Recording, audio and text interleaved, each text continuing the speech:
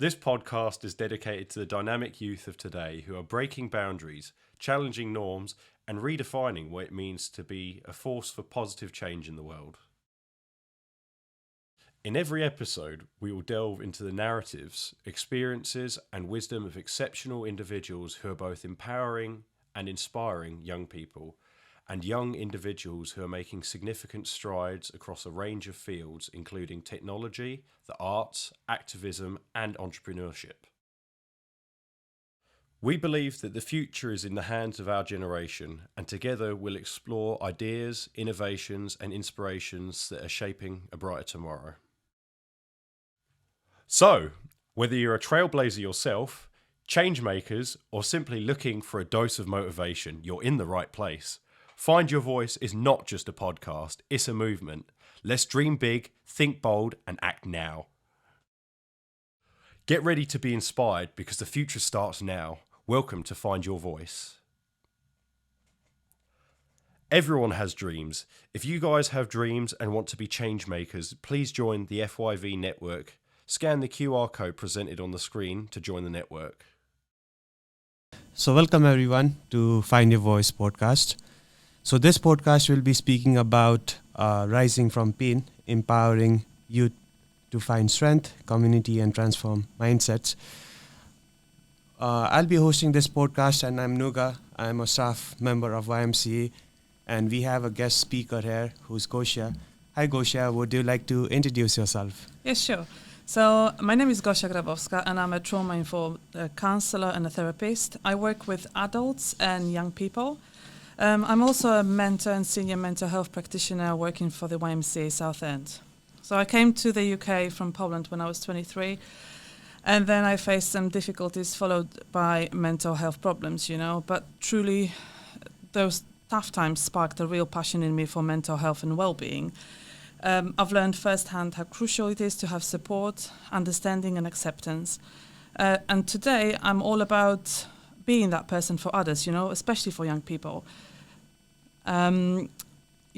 Young people surely have stories to tell and voices that need to be heard. And young people are the ones who shaped our future. Society and their well-being is a big deal.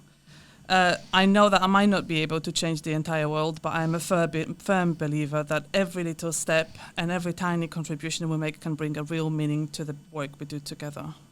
Yes, together we are a force. Yes, we are. So can you, from your experience, can you share some examples of how, young people have developed themselves whilst experiencing pain and adversity? Yeah, sure. Yeah. So there are people, I think the first one of many complex issues that young children experiencing is not being able to communicate with their caregivers, like parents. So, for example, learning assertive communication and maybe expressing yourself better, because usually young people, when they don't know how to address their feelings, they get really angry. But anger is like an iceberg, so it's just a top of the iceberg emotion, and then anything underneath. It could be loneliness, it could be, feeling hungry sometimes, or cold, or the emotions are not validated. This is what we should address. So in counseling or mentoring, we talk about these topics, and maybe, we talk about the young person and what they're experiencing in this moment. And once we address that, then the communication becomes smoother, right? It's not an anger anymore, it's maybe the true them and what they really want to say. Yes. In our previous podcast, one of the guest speakers was saying anger is good sometimes because it motivates young people to do something good. Yes, anger is good sometimes. Anger is one of the feelings and emotions. I think it's really stigmatized in our society, that anger is something bad that we should always show. Of course, we need to manage our anger, but anger is also a way of communicating something. So we as adults, we should set the right example how to manage anger, maybe how to communicate it differently. But for young children, it's really, really complicated to actually be in touch with their emotions. They need guidance, and they need us to tell them how to deal with the emotions, how to recognize the emotions. That could also be a form of maybe, looking inside yourself. So I always ask young person, how do you feel in yourself physically?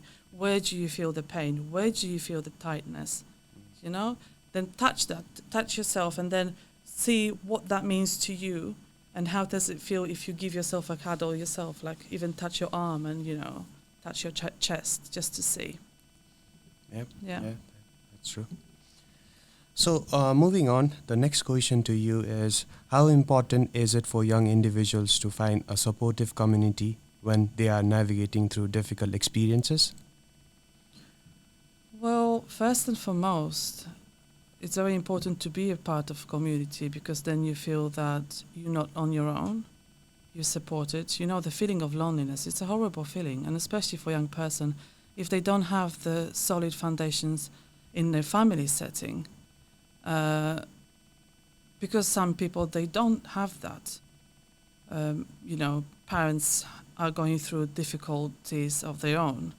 And then, you know, how can you give and set the good example to a child that feels lonely? And therefore, we coming in as a community, for example, our YMCA, that when the child, you know, enrolls and starts doing activities with us, not just YMCA, but any agency in Southend, or maybe like schools, groups of... Maybe even parents.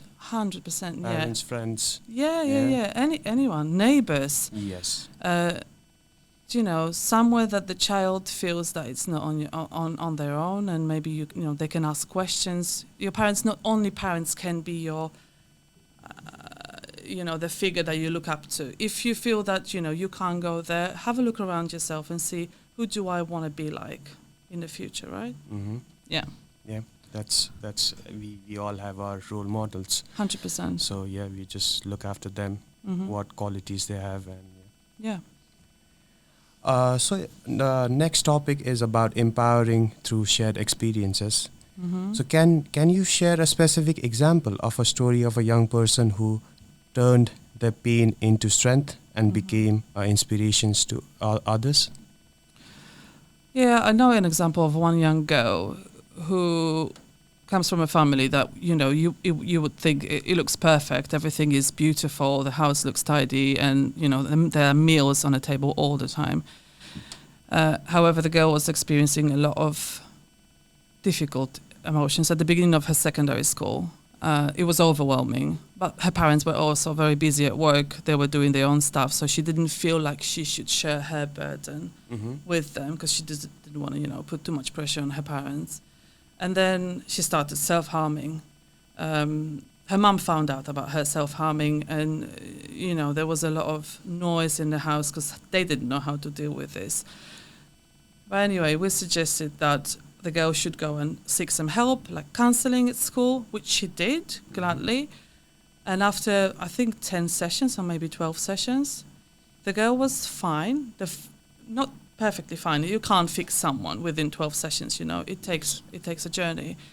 However, she felt empowered enough to actually become one of the mentors at school. So she was helping the younger people to overcome the obstacles. So yeah, and she still is. She's a great person. So she helped her friends Yeah. to overcome the pain that they were facing with her experience. 100%. And also she's actually able to this day spot mental health distress, within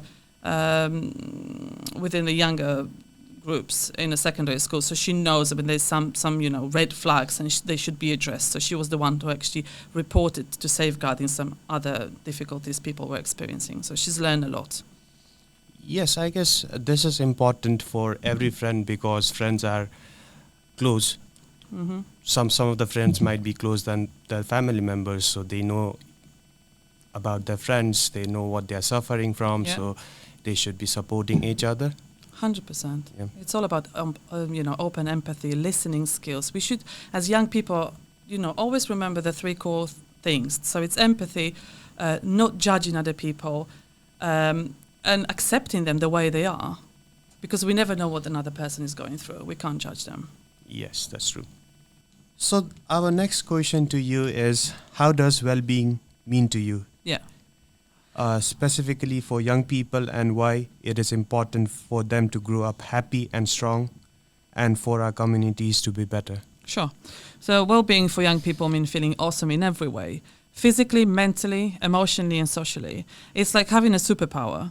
If you feel that helps you with different parts of your life, such as keeping your body healthy, handling tough emotions, connecting with friends, feeling happy. You know, our body is like a whole. So if something doesn't work, for example, if you break your leg, obviously you cannot walk. And, you know, it's not just about the physical pain, it's also emotional pain. It's a whole package. So well-being helps young people to grow strong inside and out so they can become the best self. They can deal with the stress better and, you know, they can have their life balance. You know, they can keep it on a good level. So when the young people well-being, all of the people well-being is high, they can focus on their studies and feel better about themselves. You know, it's the happy vibes. So yeah, it's also about building a great friendships. All the aspects in your life are actually connected to well-being, believe it or not. It's basically being happy. Yeah, but whatever you can create for yourself, because life is not just the happy vibes. It is all about the happy vibes, sure, but we have to also take into considerations that life is full of ups and downs, and we're not always going to be happy. We all seek for happiness. That's more like existential stuff to talk about. But truly, are we all, you know, ever able to achieve that happiness? No, we're not. But it's also all about resilience. So if something happens in our lives, we can always bounce back, and it's all about feeling okay. Yeah? Okay. Yeah? That makes sense. That makes sense. Yes. Because sometimes life is tough, sometimes life is, you know, good. So it's just going through it. It's not easy. It's not easy. Life is not easy. No. Yes, that's true. So moving on to our next question. Why is it important to really care about young people's happiness and health? Yeah, so it can create a ripple effect, starting with young minds and spreading out to entire communities. People who are passionate about well-being can inspire and fire up young people to make their health and happiness a top priority. For example, in YMCA, if one of the practitioners has, a great project idea or something, and we know that once we start talking to young people about the projects, they really get excited. You can see it in their face. So we kind of pass that passion on to them. And, you know, many times I talk to young people and I get to know them on a deeper level. And I tell them, like, you've got such a great listening skills, because they do. Majority of them do. If you give them that outlet to share their experience and actively listening to their stories, then they give you the same back. Yes. And many people, you know, when you talk about to them that way, they say, wow, maybe I want to be a counselor in the future. Maybe I want to be a therapist in the future. They really do. So it's being a role model to them. 100%. Many of us mental health practitioners, you know, come from backgrounds where we were involved with counsellors and social services in our past when we were younger people. And some of my, previous role models actually inspired me to do what I'm doing now. So I'm trying to give it back to other kids now. Okay. Yeah. So the next part of this question is, how does caring help young people to make them better? I think that, you know, by spreading the well-being awareness, we can contribute to reducing stigma around mental health, and we can make the community super inclusive and welcoming. And it's a big deal because, as I said earlier, if you make young people safe, if you make them feel safe to open up, then some of these problems are going to be tackled, you know. And we will tell them that, you know, mental health is super important for young people to talk about, because that's where the problems start, I think. And when we all on board with this well-being mission, we can solve problems more easily. We develop good habits and build resilience. And if we all like that, I mean, come on, look at the world. How would that change? It will be amazing. Yes, it'll be amazing. Yeah, of course. That's my dream. Yeah, it's my dream as well, I guess. Many of us dream of that, 100%, yeah. So moving on to our next question, what problems can young people face when they want to be healthy and happy? And the second part of the question is, how can they resolve these problems? Yes. So as we said earlier, life is not easy, especially for young kids. It's not easy. It's not what people say, like, you know, you just deal with it, like, keep going. Of course, we all have different problems. Maybe we don't have as many problems as our parents had, or grandparents, but still, it's difficult. So let's talk about studies, for example. academic pressure, it's horrible when it gets too much, and people sometimes can forget about their own well-being. But we can support young people with management skills, for example, goal setting and learning to balance your studies with other things, great stuff in your life. So it is doable, but you just need to talk to a safe adult. Another challenge could be a peer pressure. I mean, look at all the Instagram, look at all the Facebook stuff where everyone is happy, all is perfect. That is great peer pressure because we all want to be like them. I, for example, deleted my Instagram and my Facebook many moons ago because I always checked in with myself. How does that make me feel when I go on Facebook and I see all these people and it's so wonderful? And is it really? No, it isn't. So I thought, my blood pressure raises up every time I go on Facebook. That's out for me. Like I totally deleted it. I'm not doing it anymore. There is another thing. So it's stigma around mental health. It's like big invisible wall that stops people from getting help they need. And I think it's very important that we are spreading that mental health awareness, and we have more of those difficult chats with people, because it's only difficult at the very beginning. Once you start opening up, getting more self-awareness, the easier it gets. So when you say about young people opening up and when you say about safe adults, yes, who are safe adults for young people? Is it the parents? Is it the guardians? Yeah. Maybe their friends? Who are they? It's complex. You asked me a question that I don't know the answer, because answer is within yourselves. Okay. So you kind of look inside yourself, have a look around yourself and see what does safe adult mean to me, first and foremost, right? So to me personally, safe adult is someone who does, and I'm looking back at my experience when I was younger, who I needed as a young person, teenager, for example. So I wanted someone who validated my feelings. I wanted someone to say to me, I'm listening, I'm here for you. I understand what you're going through. Not something like, oh, you'll be fine, just forget about it. That I didn't like that. I know that I was closing up even more. I wanted someone who actually are going to listen to me, will tell me that let's find solution together maybe. Or if we don't know the answer, then that adult will always openly say to me, I don't know the answer. I don't know how to help you, but I'm here for you. Okay, just being there for them. Yeah. And, just supporting them. Yeah. The next question is about championing mental health. So how can we help young people to become champions of health and happiness in their communities? And what do they need to succeed? Yeah.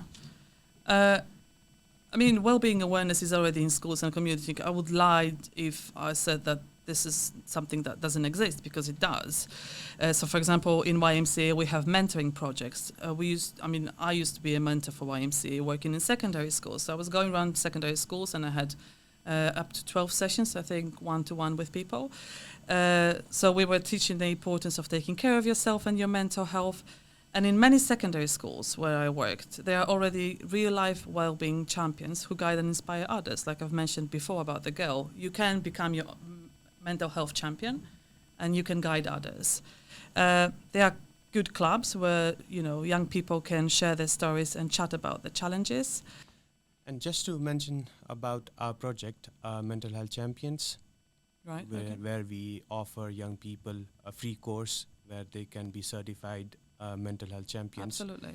So we have that course as well. So maybe young people How who are old listening to this podcast can join our session to be a mental health champions. Yeah. How old do you need to be to apply for that program? It's above 14. Oh, 14. That's an amazing opportunity. Guys, Yes. go for it. Seriously. Yeah. So the next question is about how can we make sure that mental health and feeling good emotionally are part of our efforts to help young people and communities? So it's the same as we spoke about before. It's spreading awareness campaigns to make sure everyone is on board. We're doing it now on this podcast, and hopefully, there will be less stigma around mental health. Even if you change a life of one person, that's going to be a success already.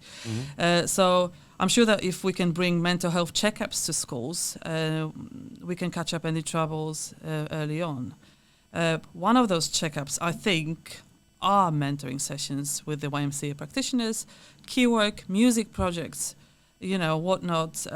There's also a lot of training available for mental health available on government websites. They do some brilliant courses for free for adults as well. So you can find them on freecoursesengland.co.uk. In the school and community centres, you'll find mental health workshops and counselling services. And we're talking about mindfulness, self-care, and how to beat the stress. And seriously, let's celebrate every win, no matter how small. And your achievements in mental health and well-being are worth cheering for. That's an important message. Yeah. We should be celebrating every win, even if it's small. 100%. Yeah. Because we tend to focus on negative things. And kind of, beat ourselves for whatever mistake we've made in the past. But truly look at yourself and reflect. How far have you come now, and how much you've achieved so far, and give yourself a massive pat on the back for that, because it's worth it. Yes, it is. The question is, why is it important to take a holistic approach to well-being, encompassing physical, mental, and emotional health, especially for young people? Yeah, sure. So everything, as I said earlier, everything in our life is connected. Our body, mind, and emotions are like best friends who love to hang out together, right? So, but sometimes if one friend isn't feeling great, it can bring down the whole gang. But that's the truth. And for example, when your body isn't happy and healthy, it might invite some grumpy thoughts and feelings. So like sadness and worry. Like myself, I've got a cold, and I woke up this morning and I did really feel grumpy, and I had a lot of negative thoughts. But then kind of, you think about good things. Find yourself an anchor, something that makes you happy. So if I'm feeling grumpy in the morning because my head hurts and my body is really weak, I kind of close my eyes and give myself that 30 seconds, and that's not much, just to think about something that really makes me happy. So my happy place to go to at the moment is Christmas Day. Yeah, Christmas is coming. Really boring, but it is. So I've closed my eyes for 30 seconds, and I've imagined that table that I'm going to prepare, by the way, and thinking about all the foods and maybe the kids playing around, being happy with the presents. And come on, I dressed up, brushed my teeth, and off I, and you just go. You just deal with whatever life throws at you. So yeah, so we are all about holistic approach. It's like, again, having a superpower that helps you handle anything life throws at you. You learn to manage stress, deal with your emotions, and keep your body in good shape. And all this makes your life much better. Yeah, so in a nutshell, the holistic approach is all about looking after your body, mind, emotions, and even that special feeling inside that makes us who we are. It's like having your own very own superhero team to help you be awesome and make the world a better place. Yeah, just being awesome. That's just being awesome. It's fine. Keep going. So how can we use technology and new ideas to help young people and communities to feel better and be healthier? Yeah. There's a lot of stuff out there that we can use to help us deal with mental health and well-being. I can tell you about the applications that you can use and the access to mental health support. There's application like Calm. I personally use Smiling Mind. It's an application with mindfulness. I always recommend it to young people because it's only 5 minutes meditations. You don't have to meditate for an hour. You can just 5 minutes once a week, and that will slowly and gradually teach you to meditate. And then when you grow older and you feel like you want to do more, you've already had some practice. So that application is really good. It's for free, and it's called Smiling Mind. You also have, I know that I've mentioned Instagram as the root cause of all the distress, which is not, because you can also find a lot of stuff on Instagram that help you and support you with, with your mental health.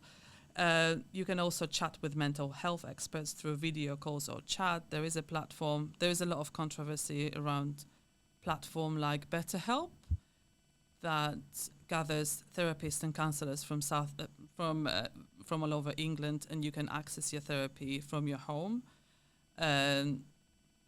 But I know many people do have difficulties with, kind of connecting themselves on video calls. On BetterHelp, you have the opportunity to actually chat with a therapist for 45 minutes or whenever you want. And that's, for some people, could be very beneficial, not for everybody. Yeah. So are these applications free and safe for young people to use? Uh, I mean, Smiling Mind is the application about with mindfulness. Like everywhere, you need to be very cautious and wary about, GDPR and your own personal information. So BetterHelp is something that is, again, there's a lot of controversy around this. There was a program and it wasn't portrayed that well. However, I feel that it's a relatively safe platform for low level of mental health distress. Like if you really have difficulties and high mental health problems, then I wouldn't recommend that, because ideally you'd have to see someone face to face and kind of, make sure that you are safe. But if you suffer with low levels of anxiety and you just want to explore that via chat, then that's fine. How do you categorize low-level mental health problems? Yeah, low-level mental health problems. High-level mental health problems? Like Yeah, sure. how do you categorize these kind of problems into low-level or high-level? Yeah, it again depends who am I trying to explain it to. I mean, low level of anxiety is, for example, if you go to school and you're really afraid of the exam coming up and you don't want to go because you're so scared, but you know that you will go, that there's something that, you can explore with your mentor. That's what we were dealing as a mentors. Mm-hmm. That's the low level of intervention that we used to call that. We still call it that. But, high levels of mental health distress is when it has an effect on many, many aspects of your life, that you feel that it's so difficult sometimes to go to work or maybe go to school or to deal with other people, then you really have to kind of reflect back and ask yourself a question, maybe ask other people questions, like maybe I need something more than a simple chat, Okay, thank you for that. Yeah, you're welcome. So moving on to our next question, what tips do you have for young people who want to make a difference in their communities by promoting health and happiness? Yeah, I do believe that, the knowledge is the superpower. So you always have to expand your knowledge for making things better. So to create positive changes, you really have to understand what well-being and mental health are all about, as well as the unique challenges our community faces. But again, that's very important. And I always say to everyone and myself, before we can help others, we really need to take care of ourselves. And some people say like, oh, it's selfish, I need to put people in front of myself because I am a helper, I'm a people pleaser. But come on, like if you're not feeling well, then you won't be able to support other people. So always remember about breaks, like if you need holidays, take holidays. If you need to have a day off, have a day off. If you don't feel well, just take that break for yourself. And self-care isn't just about you, it sets an awesome example for everyone else. Plus, it ensures that you've got the energy and strength to make a real difference. And never ever think that your actions don't matter. Even the smallest things can make a huge difference to individuals and whole communities. Perhaps our excitement about well-being can inspire others to jump in and help and make our community healthier and happier. Yes, that's true. We set an example to others by, developing ourselves first and then helping others. Yeah, it's like climbing a ladder. Yeah. But always start from yourself, and that small step, micromanagement is the key. And it's also important to realize to help others, you need to be helping yourself first. Yes. So that you can help the other person, in a good way, rather than definitely not helping both of them. Yeah. So the next question is about dreams of the future of young people. Yeah. So everyone has dreams. So what are your dreams for the future of making young people, especially for young people, to be healthier and happier in their communities? Yeah, I mean, I really hope that we all are armed with the great skills that will help us go through the life without any, obstacles, which is impossible. But I think that, we can develop some skills of resilience and ambition to go further and help yourself first and then others. My other very great dream has always been my good dream. It was about living in a world where there's no mental health stigma. people are talking about this openly. We should chat about our feelings without worrying about being judged. So when someone, we tend to say like, how are you? You okay? Yeah, I'm fine. And then ask yourself, am I really fine? And then people keep walking away, like they don't kind of ask you more questions because you've just gave them an answer, but it's not always the case. So it's like let's talk about mental health. Let's talk about how we feel, like about weather, for example. Let's talk about it on a different level. So we talk about weather more than we talk about mental health, or like how we feel within ourselves, right? Yes, but mental health is a difficult conversation maybe to people. It might be young people, it might be for adults. It's like we can have that discussion in a normal group, like I'm not feeling good today because I'm having these problems. Yeah. That's the reason maybe we don't discuss that in a group, maybe on a more private basis. Maybe as we discuss about trusted adults, maybe we speak to them first and then... Yeah. But we don't have to go into the great depth. So, for example, like I imagine it, you come to me and I say, "Hi, how are you? Are you okay?" And you say, "Yeah, I'm okay." You don't sound okay. And then you can tell me, for example, I'll be honest with you, I'm not 100% sure how I feel today. I'm not that well today.